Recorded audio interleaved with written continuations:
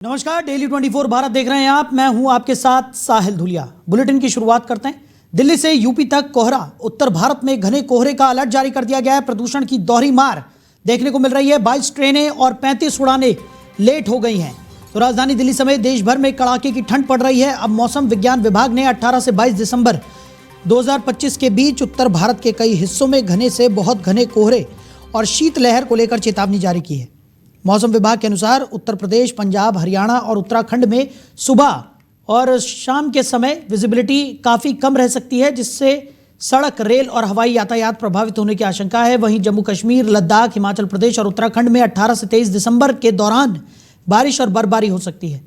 पंजाब में भी 20 और 21 दिसंबर को हल्की बारिश के आसार है। दिल्ली सरकार ने वायु प्रदूषण में कमी लाने के लिए कई नए नियम आज से लागू किए हैं। इसमें सरकारी और निजी ऑफिस में 50% वर्क फ्रॉम होम की व्यवस्था, यानी आधे आधे कर्मचारी घर और ऑफिस करने का नियम लागू कर दिया गया है। साथ ही बिना पॉल्यूशन सर्टिफिकेट के पेट्रोल डीजल नहीं देने का भी फैसला किया गया है। BS6 से पुराने वाहनों के दिल्ली में प्रवेश पर पाबंदी लगा दी गई है।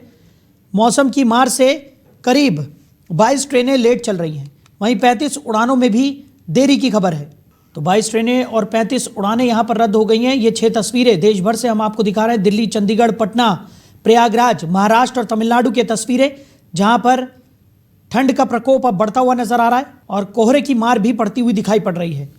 दिल्ली NCR में तो कोहरा बेहद घना हो गया है, जिसके चलते लोगों को खासा परेशानियों का सामना करना पड़ रहा है। खबर पर ज़्यादा जानकारी के साथ हमारे सहयोगी अरबाज हमारे साथ जुड़ गए। अरबाज, क्या कुछ निकलकर सामने आ रहा है? दिल्ली NCR में डबल अटैक मौसम का देखने को मिल रहा है। एक तरफ प्रदूषण और दूसरी तरफ कोहरे की मार। बिल्कुल साहिल, देखिए दिल्ली NCR की बात करूं तो लगातार जिस तरीके से प्रकोप ठंड का और कोहरे का और प्रदूषण का एक साथ पड़ रहा है, तो कहीं ना कहीं जो आम लोग हैं उन पर उन्हें काफी समस्याओं का सामना करना पड़ रहा है। वहीं नोएडा की बात की जाए तो नोएडा में प्रदूषण जैसे था वैसा का बना हुआ है। साथ ही कोहरा जिस तरीके से बना हुआ है, कल थोड़ा शांति थी, कल कोहरा नहीं था, लेकिन आज सुबह जब सुबह लोग सोकर उठे तो चारों तरफ धुआं था, धुंध थी और एक तरीके से पूरे नोएडा NCR ने चादर ओढ़ ली थी।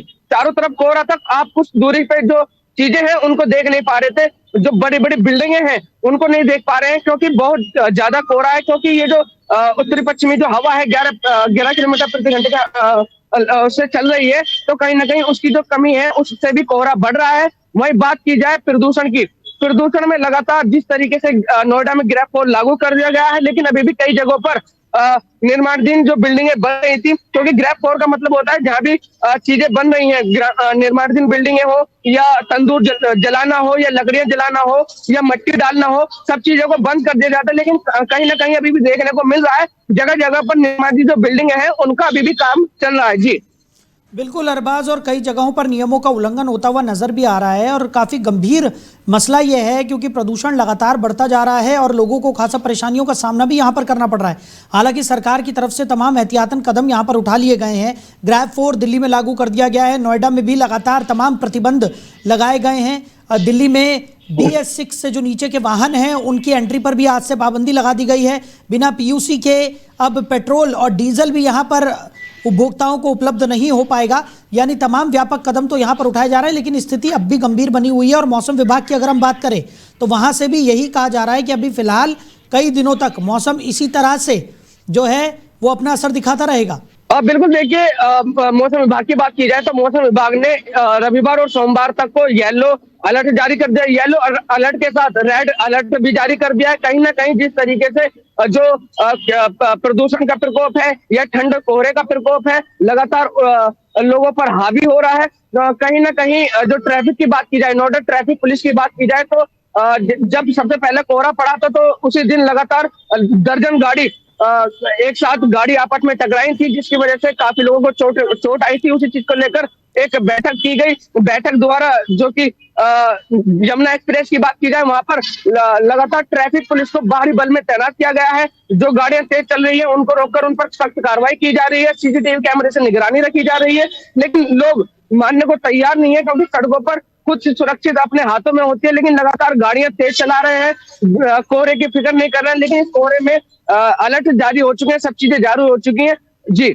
बिल्कुल, और अरबाज तमाम तरीके के गाइडलाइंस यहाँ पर जारी होने के बावजूद भी कई लोग इन गाइडलाइंस का पालन यहाँ पर नहीं कर रहे हैं, लेकिन अब सरकार की सख्ती दिनों दिन बढ़ती हुई नजर आ रही है और सरकार की तरफ से साफ तौर पर यह कह दिया गया है कि जो भी नियमों का उल्लंघन करता हुआ पकड़ा गया उनके खिलाफ सख्त से सख्त कार्रवाई यहाँ पर की जाएगी, क्योंकि स्थितियां काफी गंभीर हैं और लोगों को भी अपनी जिम्मेदारी समझने की यहाँ पर जरूरत है।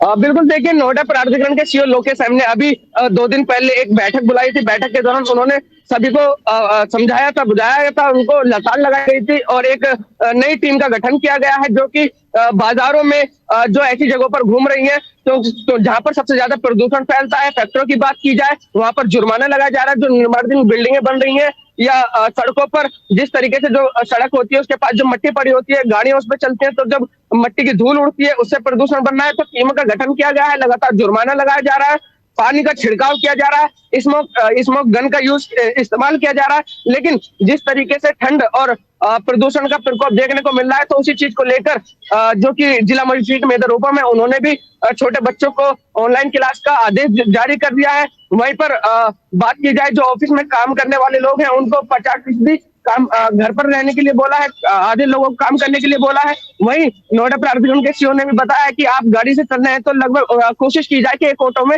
5 से 6 लोग एक साथ बैठकर जाएं। जिस तरीके से बात की जाए पूरे देश की, तो कहीं ना कहीं पूरे देश में ठंड का प्रकोप बढ़ रहा है और प्रदूषण का नोएडा, एनसीआर, दिल्ली में सबसे ज्यादा देखने को मिल रहा है। वहीं 22 ट्रेनें रोकी गई हैं, अब 35 उड़ाने को रोक दिया गया है। तो कहीं ना कहीं माना जा रहा है येलो अलर्ट के साथ रेड अलर्ट भी जारी हो गया है। जी बिल्कुल अरबाज, और कहीं ना कहीं बच्चों की पढ़ाई पर भी इस मौसम की दोहरी मार का असर पड़ता हुआ दिखाई दे रहा है, क्योंकि लगातार बढ़ रहे प्रदूषण और कोहरे के चलते अब स्कूलों को भी यहाँ पर बंद कर दिया गया है और 5वीं तक स्कूल पूरी तरह से बंद कर दिए गए हैं। बाकी की क्लासेस जो हैं वो घर से ही बच्चों को लेने की सलाह यहाँ पर दी जा रही है। साथ ही साथ अगर बात करें तो जिन बच्चों के बोर्ड्स हैं सिर्फ उनको ही अब स्कूल बुलाया जा रहा है और वो भी हाइब्रिड मोड पर। ऐसे में बच्चों की पढ़ाई पर भी खासा असर पड़ता हुआ दिखाई पड़ रहा है। देखिए, बिल्कुल बच्चों पे नहीं, ये जो असर है ये सब पर पड़ रहा है। जो रोजाना के काम करने वाले हैं उन पर सबसे ज्यादा फर्क पड़ रहा है। बच्चों का जो एग्जाम है, जो बच्चे तैयारी कर रहे हैं उन पर सबसे ज्यादा असर पड़ रहा है। वहीं हम बात के बाजार की, तो बाजार में जब सुबह लोग सैर करने के लिए निकलते हैं तो साथ ही कुछ ना कुछ सामान लेके आते हैं, लेकिन बाजार वालों को कहना है कि अब बिल्कुल ठप हो चुका है, कोई दुकानदारी, कोई सामान खरीदने नहीं आ रहा है। तो इसका असर सब पर पड़ रहा है। वहीं मौसम विभाग की बात की जाए, मौसम विभाग भी येलो अलर्ट जारी कर रहा है, रेड अलर्ट जारी कर रहा है। वहीं विशेषज्ञों की बात की जाए, डॉक्टरों की बात की जाए, तो उनका साफ तौर पर कहना है कि आप घर पर रहे, अपने घर पर रहकर अपने आप को सुरक्षित रहे। घर से बाहर निकले तो मास्क लगाकर निकले, आंखों को धोते रहे और गर्म कपड़े पहने। तो कहीं ना कहीं माना जा सकता है सभी को एडवाइस दी जा रही है, लेकिन ये कोई करने को तैयार नहीं है। जी बिल्कुल, और साथ ही साथ अगर हम बुजुर्गों की बात करें तो बुजुर्गों के लिए भी लगातार यही सलाह दी जा रही है कि वो घर पर ही ज़्यादा से ज़्यादा समय अपना बिताएं, क्योंकि प्रदूषण की वजह से स्वास्थ्य संबंधी जो बीमारियां हैं उनका खतरा भी यहाँ पर बढ़ता हुआ अरबाज नजर आ रहा है और मरीजों की संख्या में भी इजाफा देखने को मिला है अस्पतालों में। जी बिल्कुल, देखिए, नोएडा के जिला अस्पताल की बात की जाए तो नोएडा के जिला अस्पताल में लगभग 1500 से ज्यादा डेली मरीज पहुंचे हैं, जिनमें सबसे ज्यादा समस्या है सांस की, क्योंकि इस प्रदूषण ने लोगों को इतना परेशान कर दिया है, इतना बेकार कर दिया है, इतना अंदर से प्रताड़ित कर दिया है। कहीं ना कहीं सबसे ज्यादा जो परेशानी का सामना करना पड़ा है वो बुजुर्गों को करना पड़ा है, छोटे बच्चों को करना पड़ा है और गर्भवती महिलाओं को करना पड़ा है। सबसे ज्यादा 1500 से 2000 के बीच में जिला अस्पताल में लोग हॉस्पिटल में जा रहे हैं और ये मरीज सिर्फ प्रदूषण के मार लगी हुई है, सिर्फ सांस की प्रॉब्लम लेकर। और इसमें कहीं ना कहीं बात की जाए तो जिस तरीके से प्रदूषण का शुरू से ही हालत खराब था, कहीं ना कहीं जिस तरीके से स्मोक गन का यूज किया जा रहा था, कहीं ना कहीं जिस तरीके से पानी का छिड़काव किया जा रहा था, लेकिन प्रदूषण कंट्रोल नहीं हो पा रहा था। लगातार 300 पार, 350 पार, 400 पार, ये कहीं ना कहीं जो ये हवा थी ये बिल्कुल जहर हो चुकी थी और इसमें हम लोग सांस ले रहे थे। जी बिल्कुल, और लगातार स्थितियां जो है वो अभी भी गंभीर बनी हुई हैं। हालांकि मौसम विभाग की तरफ से तमाम तरीके की गाइडलाइंस यहाँ पर जारी की जा रही है और अभी फिलहाल मौसम की मार से राहत मिलती हुई नज़र नहीं आ रही है। खैर अरबाज, हमारे साथ जुड़ने के लिए, इन तमाम जानकारियों के लिए आपका बहुत शुक्रिया। तो लगातार दिल्ली एनसीआर में मौसम का डबल अटैक देखने को मिल रहा है। एक तरफ प्रदूषण तो दूसरी तरफ कोहरे की मार से भी अब लोग परेशान होते हुए नजर आ रहे हैं। 22 ट्रेनें और 35 उड़ानें लेट बताई जा रही हैं। दिल्ली से यूपी तक कोहरा हर तरफ देखने को मिल रहा है। धुंध की एक मोटी चादर छाई हुई है और लोगों को आवागमन में भी खासा परेशानियों का सामना करना पड़ रहा है। तो ये 6 तस्वीरें एक बार फिर आपकी टीवी स्क्रीन पर दिल्ली, चंडीगढ़, पटना, प्रयागराज, महाराष्ट्र और तमिलनाडु की तस्वीरें। स्थितियां आप देख सकते हैं किस तरीके से कोहरे की एक मोटी परत हर तरफ छाई हुई नजर आ रही है। दिल्ली एनसीआर में तो प्रदूषण की मार से भी लोग त्रस्त हैं। लगातार स्वास्थ्य संबंधी बीमारियों का खतरा भी बढ़ता जा रहा है और मरीजों की संख्या में भी इजाफा हो रहा है। बच्चों और बुजुर्गों को सलाह दी जा रही है कि जितना हो सके उतना घर में अपना समय बिताएं। कोशिश करें कि वो बाहर कम से कम ही निकले, जब बेहद ज़रूरी हो तभी घरों से बाहर निकलें। लेकिन सबसे ज़्यादा परेशानी फील्ड वर्क करने वाले लोगों को हो रही है। आवागमन भी खासा प्रभावित हो रहा है कोहरे की वजह से। कई जगहों पर गाड़ियों के टकराने की भी खबर निकलकर सामने आई है। तो वहीं नोएडा में आज सुबह से घना कोहरा और स्मॉग छाया हुआ है। विजिबिलिटी 50 मीटर से भी कम दर्ज की जा रही है, जिससे सड़क दुर्घटनाओं का खतरा बढ़ गया है। हालातों को देखते हुए प्रशासन अलर्ट मोड पर है। कोहरे की वजह से एक्सप्रेसवे पर तेज रफ्तार से चलने वाली बसों और अन्य वाहनों के संचालन पर रोक लगाने के आदेश जारी कर दिए गए हैं, खासतौर पर तब जब विजिबिलिटी 50 मीटर से कम हो। वहीं नोएडा का एयर क्वालिटी इंडेक्स बेहद खराब यानी कि हैजार्ड्स श्रेणी में बना हुआ है। कुछ रियल टाइम स्रोतों के अनुसार AQI स्तर 500 के ऊपर दर्ज किया जा रहा है, जो स्वास्थ्य के लिए गंभीर रूप से खतरनाक माना जाता है। धुएं और कोहरे के इस मिश्रण से लोगों को सांस लेने में परेशानी, आंखों में जलन और अन्य स्वास्थ्य समस्याएं हो रही हैं। प्रशासन ने बुजुर्गों, बच्चों और सांस से जुड़ी बीमारियों से ग्रस्त लोगों को विशेष सावधानी बरतने की सलाह दी है। ट्रैफिक की रफ्तार धीमी हो गई है और विजिबिलिटी सुधारने के लिए प्रमुख मार्गों पर विशेष प्रकाश व्यवस्था की जा रही है। वहीं मुजफ्फरनगर में जल जीवन मिशन के तहत गांव-गांव पानी पहुंचाने वाले ठेकेदारों ने भुगतान न मिलने का गंभीर आरोप लगाया है। भारतीय किसान यूनियन सेवक के राष्ट्रीय अध्यक्ष ठाकुर दीपक सोम के नेतृत्व में पीड़ित ठेकेदारों ने जिलाधिकारी से मुलाकात कर NKG और लक्ष्मी कंपनी पर बकाया भुगतान रोकने का आरोप लगाया। ठेकेदारों का कहना है कि दोनों कंपनियां भारत सरकार से पूरा भुगतान ले चुकी हैं, लेकिन स्थानीय ठेकेदारों और मजदूरों को उनका मेहनताना नहीं दिया जा रहा। करीब 1.5 साल से 15 से 20 ठेकेदार अपने भुगतान के लिए संघर्ष कर रहे हैं। ठेकेदारों ने बताया कि उन्होंने पाइपलाइन बिछाने और ओवरहेड टैंक निर्माण का कार्य पूरा कर दिया है। इसके बावजूद कंपनियां कभी 8 दिन तो कभी 1 महीने का आश्वासन देकर भुगतान टाल रही हैं। भुगतान न मिलने से ठेकेदार आर्थिक तंगी में है। कई लोगों ने मजदूरों को भुगतान करने के लिए अपना सामान गिरवी रखा है। आरोप है कि विरोध करने पर एक ठेकेदार के साथ मारपीट भी की गई। ठेकेदारों ने चेतावनी दी है कि अगर जल्द भुगतान नहीं किया गया तो वो आत्मदाह जैसे कदम उठाने को मजबूर होंगे। आज जिलाधिकारी महोदय से भारतीय किसान यूनियन सेवक का प्रतिनिधि मंडल मिला। कई मुद्दे थे। इसमें सबसे पहला मुद्दा ये था कि जो भारत सरकार की लोकप्रिय योजना थी जल जीवन मिशन, जिसमें गांव-गांव टंकियां लगी और गांव-गांव पाइपलाइन बिछ के गांव-गांव तक जल पहुंचाने का जो भारत सरकार का सपना था, उसमें यहाँ स्थानीय जो 2-3 कंपनियों ने ठेकेदारों को काम दिए। NKG कंपनी थी, लक्ष्मी कंपनी थी। इन्होंने लोकल के ठेकेदार, लोकल के मजदूरों को पकड़ के उन्हें काम दिए। 1 गांव किसी को 4 गांव, किसी को 10 गांव। आज वही ठेकेदार जिन्होंने गांव-गांव तक, घर-घर तक जल पहुंचाने का काम करा, गांव-गांव तक पाइपलाइन बुझाई, टंकी बनाई, ठेकेदार ने प्रेशर में आके काम करा। सरकार का प्रेशर, अधिकारियों का प्रेशर, उस समय तो ठेकेदारों से काम लिया गया। आज ये ठेकेदार दर-दर की ठोकरें खा रहे हैं। वो कंपनी इनका पैसा नहीं दे रही। जो उन्होंने काम ले लिया और सरकार से, भारत सरकार से पैसा भी ले चुकी कंपनी, लेकिन इनका स्थानीय जो ठेकेदार थे, इनका पैसा रोक रखा है और उसे मारने की तैयारी में है। साफ साफ ये है कि उस पैसे को हड़पना चाह रही है कंपनी, क्योंकि जब सरकार से ले लिया तो इनको देना चाहिए था। अब ये आश्वासन दिया जा रहा, आगे आगे कंपनी ये कह रही है कि अभी पैसा रुका हुआ है, जबकि इनके पास प्रूफ है कि कंपनी इनके काम का पैसा ले चुकी। इसी बारे में मिले थे। हमने जी अपनी जो है बात रखी DM साहब के साथ कि जो है हम जो है 1.5 साल से बहुत परेशान है। हमने जो है लक्ष्मी कंपनी का और NKG कंपनी का काम कर रखा है। कुछ हमारे साथी ठेकेदार है जो पाइपलाइन का काम कर रखा है। कुछ हमारे साथी है जिन्होंने ST और एक टैंक जो टंकी बनाने का काम कर रखा है। तो जब हम कंपनी से पैसा मांगने के लिए जाते हैं तो कंपनी हमें जो है चक्कर देती है, कभी 10 दिन के, कभी 8 दिन के, कभी महीने के, इस तरीके से। और कंपनी जब किसी अधिकारी के सामने कोई बात होती है या किसी संगठन के सामने बात होती है तो वे हमारे काम में कमी निकालते हैं, लेकिन जब धरातल पे काम देखा जाता है तो कोई कमी नहीं है काम में, कागज कार्रवाई में कोई कमी नहीं है। और हमारा जो बिल है जो लग चुका, कंपनी वो बिल सरकार से ले चुकी, हमें केवल उस पैसे की मांग है। उधर मुजफ्फरनगर में चरथावल विधानसभा से सपा विधायक पंकज मलिक द्वारा विधानसभा सत्र में शुगर मिलों में मजदूरों के उत्पीड़न का मुद्दा उठाने के बाद शासन ने मामले को गंभीरता से लिया है। विधानसभा अध्यक्ष के निर्देश पर गठित जांच समिति लखनऊ से मुजफ्फरनगर पहुंची और शुगर मिलों में हालातों का जायजा लिया। जांच टीम ने मुजफ्फरनगर की आईपीएल शुगर मिल, तितावी और शामली की अपर दोआब शुगर मिल का निरीक्षण किया। टीम ने वेज बोर्ड लागू न होने, ठेकेदारी प्रथा और मजदूरों को मिलने वाली सुविधाओं में कमी से जुड़े आरोपों की जांच की। श्रम विभाग के डिप्टी कमिश्नर ने बताया कि विधानसभा में लगाए गए आरोपों की जांच की जा रही है और प्रारंभिक जांच में कुछ शिकायतें सही पाई गई हैं। जल्द ही विस्तृत रिपोर्ट उच्च अधिकारियों को सौंपी जाएगी, जिसके बाद लखनऊ स्तर से आगे की कार्रवाई की जाएगी। वहीं विधायक ने कहा कि शुगर मिलों में मजदूरों और कर्मचारियों के उत्पीड़न की लगातार शिकायतें मिल रही थी, इसी वजह से उन्होंने ये मुद्दा सदन में उठाया। देखिए, जब हम लोग क्षेत्र में जाते हैं तो यहाँ के लोगों ने मुझे समस्याएं बताई। मैं मिलों में गया, हमारे यहाँ जनपद मुजफ्फरनगर, शामली, आसपास के बागपत, बड़ौद, जितने भी मेरठ, जितने भी जिले हैं, सब में जब हम लोग पहुंचते हैं तो वहाँ के मिल में नौकरी करने वाले लोग मुझसे मिले। तितावी मिल और शामली के तो मेरे पास आए थे। मैं लंबे समय इन क्षेत्रों में विधायक रहा हूँ, मैंने समाज सेवा करने का काम किया। वो लोग आए, उन्होंने अपनी समस्याएं बताई, तो मैंने भी जाकर के पता किया कि एक चौकीदार, जो चौकीदार परमानेंट बिना सोए नौकरी करता है, उसकी तनख्वाह बहुत कम है। कहीं 5 देते हैं, कहीं 7 देते हैं। मिल में नाम मात्र वेज बोर्ड के हिसाब से ये तनख्वाह देते हैं।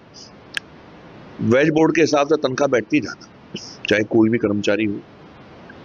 कर्मचारी को शोषण किया जाता है, कभी तनख्वाह के नाम पे, कभी ड्यूटी के नाम पे, और हर तरह से इनका। अच्छा, एक छोटी सी बात मैं आपको बताता हूँ। वेमेंट क्लर्क, तोल बाबू रखने का अधिकार शुगर मिल को है, तनख्वाह ठेकेदार देता है। किसने देता है? ठेकेदारी प्रथा क्यों है जब वेज बोर्ड के अनुसार काम होना चाहिए? तो शासन के आदेश के अनुसार हम लोग आए थे जांच करने, तो मुख्य रूप से उनके वेतन की शिकायत थी और कुछ अभिलेखों के रखरखाव की, तो उसको हम लोगों ने देखा है और दोनों मिलों की जांच हम लोगों ने आज कंप्लीट कर ली है। तो कल उसकी रिपोर्ट हम लोग लेबर कमिश्नर उत्तर प्रदेश को वो सौंपेंगे।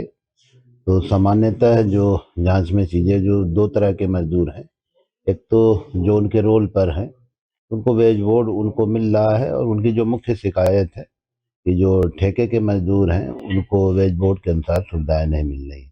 तो अपनी रिपोर्ट हम लोग शासन को देंगे और शासन के स्तर से जो भी उसमें आदेश होगा उसके अनुसार कार्रवाई। देखिए, जब वहीं मुजफ्फरनगर में किसान दिवस का आयोजन जिला पंचायत सभागार में किया गया। किसान दिवस प्रत्येक महीने की 17 तारीख को आयोजित होता है, जिसमें किसान अपनी समस्याएं प्रशासन के सामने रखते हैं। इस दौरान किसानों ने बिजली विभाग और पीडब्ल्यूडी से जुड़ी समस्याएं प्रमुखता से उठाई। किसानों ने स्मार्ट मीटर लगाए जाने का विरोध करते हुए कहा कि स्मार्ट मीटर से बिजली के बिल ज्यादा आ रहे हैं, जिससे उन पर आर्थिक बोझ बढ़ रहा है। किसानों का आरोप है कि किसान दिवस में उठाई गई समस्याओं का 5% भी निस्तारण नहीं होता।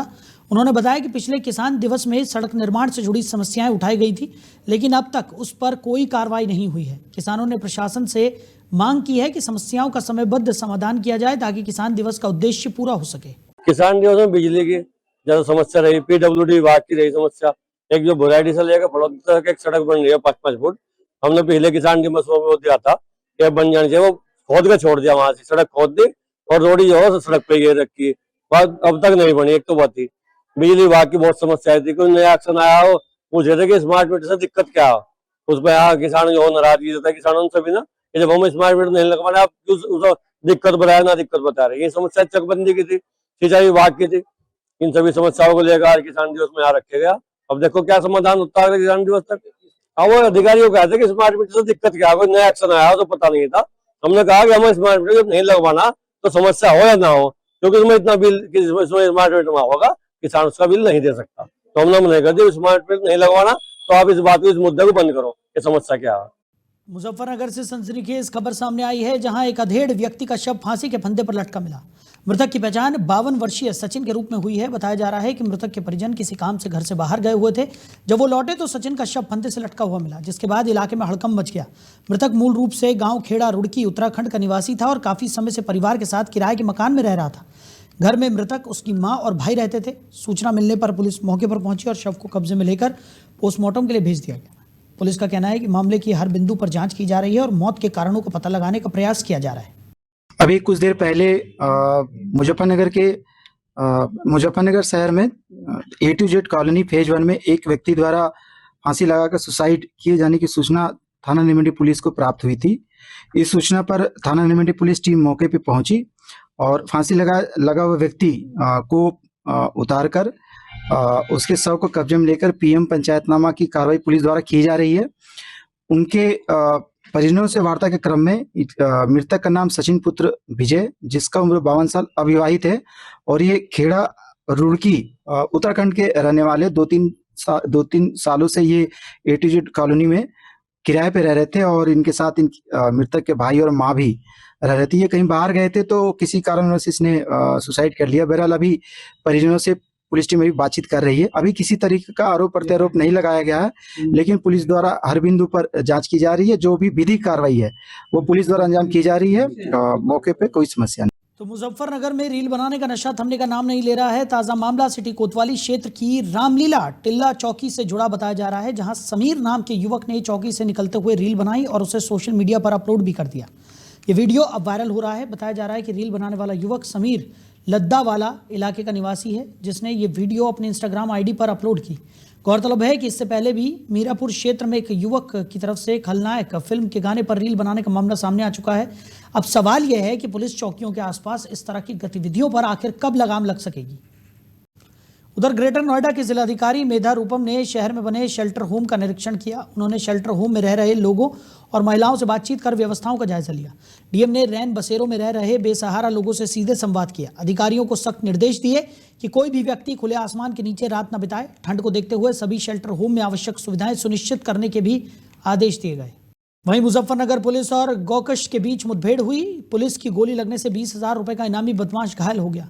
घायल बदमाश पर गैंगस्टर और गौकशी समेत 1.5 दर्जन मुकदमे दर्ज हैं। शातिर बदमाश बुढ़ाना कोतवाली का वांछित अपराधी था। मुठभेड़ के दौरान पुलिस ने गौकश से बाइक, तमंचा और कारतूस बरामद किए। ये घटना बुढ़ाना कोतवाली के विज्ञाना मार्ग की है। तो फिलहाल इस बुलेटिन में मेरे साथ इतना ही। आप बने रहिए। नमस्कार।